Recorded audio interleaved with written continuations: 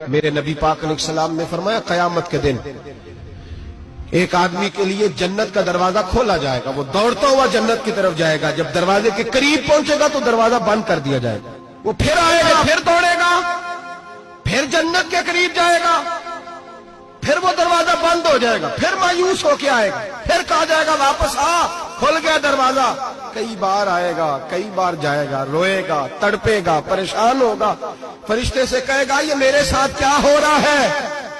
تو وہ فرشتہ کہے گا وہی ہو رہا ہے جو دنیا میں تو اللہ کے بندوں کے ساتھ کرتا تھا، تو لوگوں کے مذاق اڑاتا تھا، بوڑھوں کا مذاق اڑائے، بیماروں کا مذاق اڑائے، غریبوں کا مذاق اڑائے، وہ سمجھدار ہے؟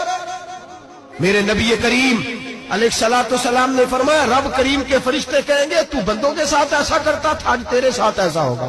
اب میرے بھائیوں بہت زیادہ نہیں کرتے لوگ آج مذاق؟ بڑا ظلم نہیں کرتے؟ تکلیف نہیں دیتے؟ لوگ لوگوں کو دکھ میں دیکھ کے مذاق اڑاتے